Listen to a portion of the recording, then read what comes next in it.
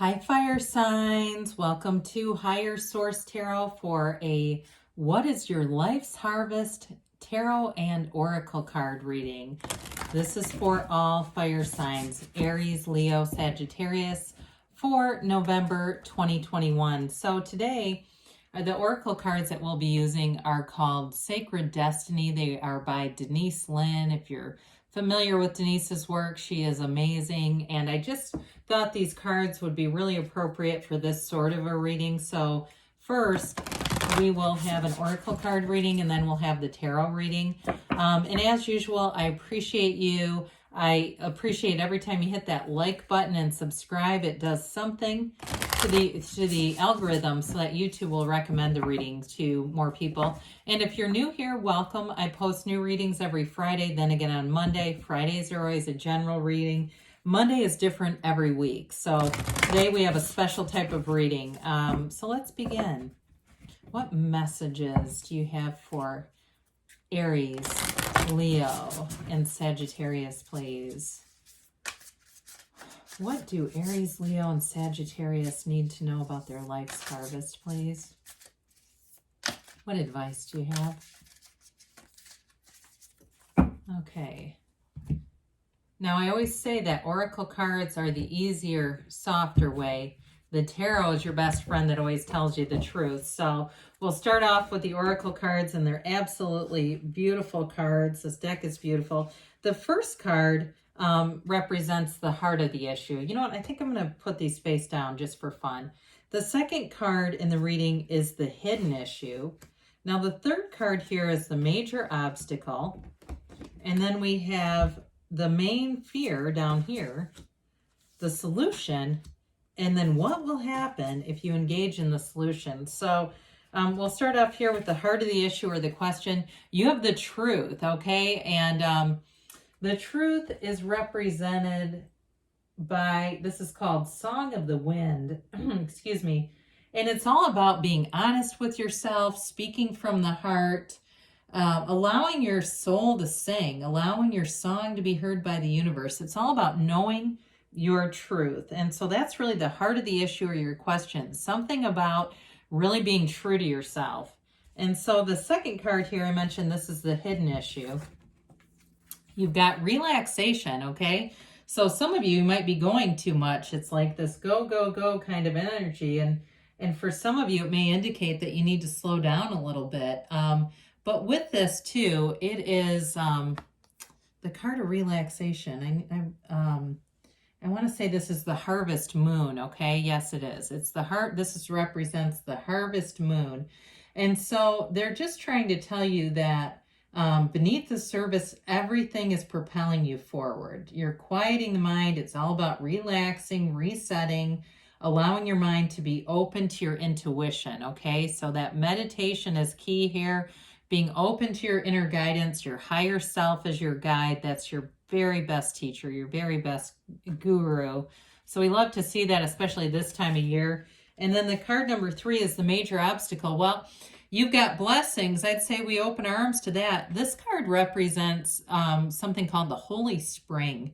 And so with the blessings, it's just, they're trying to tell you that immense blessings are coming through in your life, whether you feel them or not. And it really does go along with that harvest moon card. I like that together. The whole idea that you're being watched over, you've got guidance coming in. And so it's all about relax, allow it to be so. Don't second guess. Know that you can have, do, or be anything. Anything is within reach here. So whatever it is that you're asking about, they're telling you it's possible, it's available for you. And so this, again, is all about replenishing energy, filling your life, getting you back to center. And it really does go along with that, too, the truth and the relaxation. So allowing yourself to take that time to get refreshed. So card number 4 is the main fear. It's got leadership. That's an interesting card in that position. So the leadership, this actually is the North Star. So some of you that are into astronomy may have already recognized that. And so what they're trying to tell you is it's time to kind of step up, step into your light. I talk about this a lot. You know, it's dying into spirit. It's really allowing your soul to be your guide and why we're here. And I can't remember if I said this, but with this deck, the Sacred Destiny deck, it's all about why are we here? What is your destiny here? This is your season of harvest. And so some of you, if you've been hiding in the background, this is all about breaking out and kind of like being true to yourself, letting the world see your light, you know, letting you be. If you've been muted by some situation, some limiting belief, this is all about hitting that unmute button, being who you really are, because you're bringing a lot to a situation. So the solution here we've got in this position, change. Oh boy, the solution is change, but this is about embracing change. This card represents dancing clouds. And so you can see it's kind of a whimsical kind of an energy. And it again, there's something about just being lighter, being easier in life, allowing things to kind of flow. And so with this, it really is about setting your own standard, being true to yourself, setting your own standard. And it's also telling you too, it's okay to change directions. If you've had your mind focused on something, this is a card of changing directions. So again, this is the solution. So if you've had your, thinking there's one way to do this, be open to the universe as your guide. Be open to new ideas. I would say be still. Just be still and allow those new ideas to come in.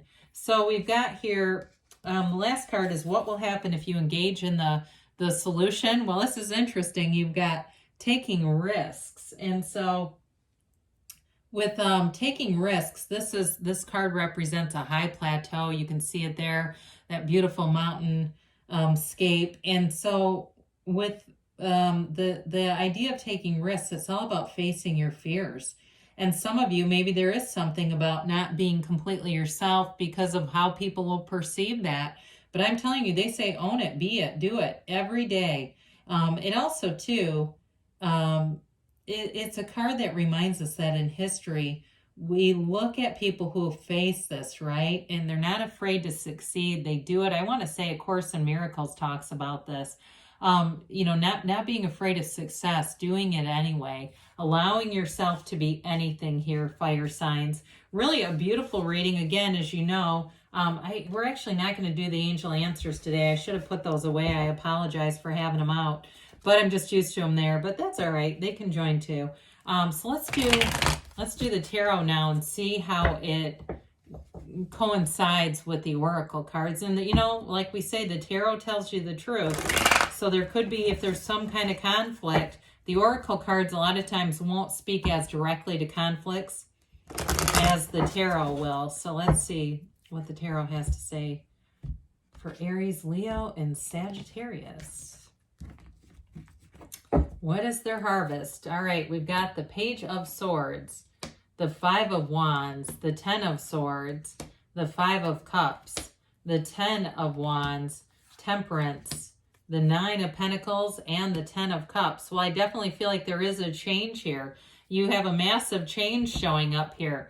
And I do feel like it's letting go of some kind of conflict. If you've had something that you've been very focused on getting, if it was a job or a house came in first, by the way. I apologize. This is too far back. My apologies on that, or too close. I do see you changing directions. You may get some information too that really changes your mind, but it's going to open up your perspective. You've got a card of luxury, attainment, wish fulfillment, and happiness. You've got that down here. So I do feel like there's something with this Page of Swords that is going to cause you to change and shift information that you get. And it may be too, it goes along with that change card. I can't get over that. And that's your solution. It's some kind of information you're going to discover. It could be something painful though. I'm going to be honest. I feel like it's disappointing, but it's temporary. It's like you take the bounce, you recover, and you move forward. But that's the fire sign way, right? That's your element. You don't stand still. You don't sit in it. And it's okay. Briefly, there's something to be said for allowing people to witness your pain, but we just don't want to live there. And so with this Five of Swords, again, a change. Pages too are about activity. So I feel like there's some kind of conflict, jockeying for position, whether it's at work or in a love interest. There's too much There's just too much disagreement with it, though. It's like almost force manifesting. You will have a big sense of relief when whatever this is passes and you move into what it is that you're really supposed to be getting, really calling forward. Because I feel like there's sort of a superficial quality to whatever it is that you may either believe that you want, whether, again, it's a house, a different position, or a relationship. There's something that looks good about it, but underneath it's not really it's not in the fullness of what you're really asking for. And the universe won't bring it to you if it's not. I've had that happen in my own life where I went, how in the world did I do this? And it's like, look, you asked for it repeatedly. You asked for something better and they're bringing it to you. So you've got 2 10s here, 2 5s. Again, that 10 of Swords, I do feel like it's disappointing. You do have cards of high drama here too, a few different times. The first card's out of the gate. Very high drama, but this is about a new cycle, okay? It's like, allow it to pass. Allow it yourself to see it. I was listening to Tony Robbins the other day, and, you know, he was talking about some of his own inner thoughts about, you know, calling people a son of a bitch and saying, have you ever thought that? And it's like, yeah, he goes, but I don't say it to him. I'm mad, but I let it go. And so it's like acknowledging it.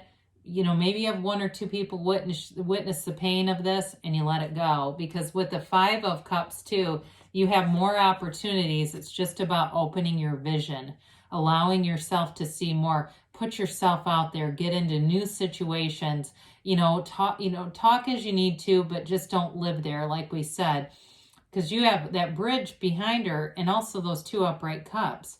So we don't want to stay in the focus of lack, because then we'll keep attaining or attracting situations that match it, because the universe has to confirm it or else we start to think we're nuts.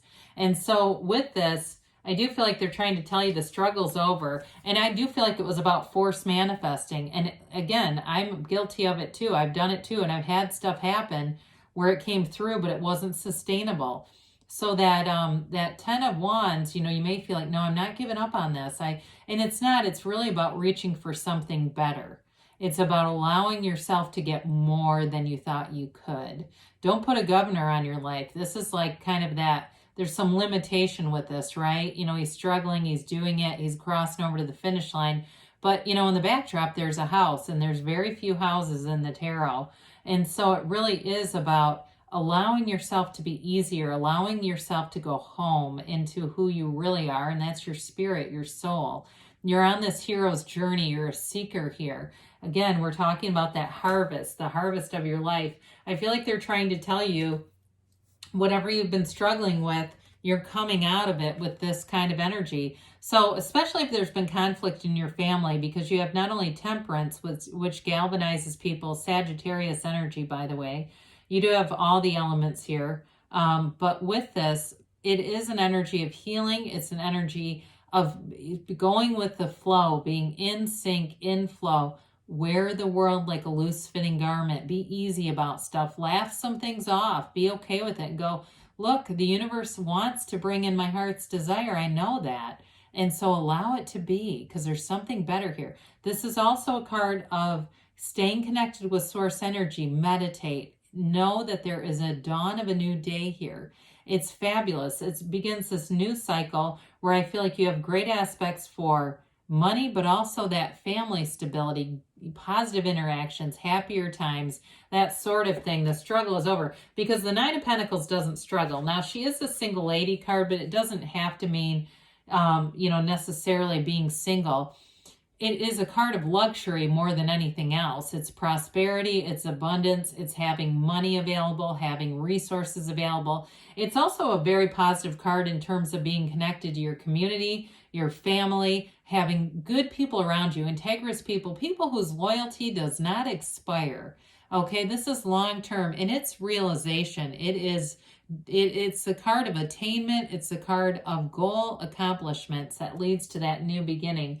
So we've got another 10 here. We've got 10, 10, 10 here. So we like that because 10s are dominion. It's perfection. This is brilliance. It's luminous.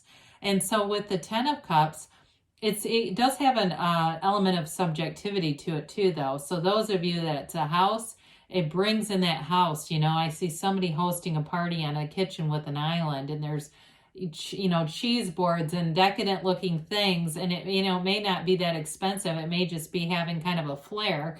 But more than that, it's the vibe, it's the atmosphere is fun. It's that kind of atmosphere where you feel uplifted, you feel in sync, and you say, you know what, it was worth the wait. So whatever it is, your season of harvest is bringing in abundance, but it is about letting go and allowing change to come into your life. So great things are on the way for you, fire signs. I love you, and I'll be back again soon.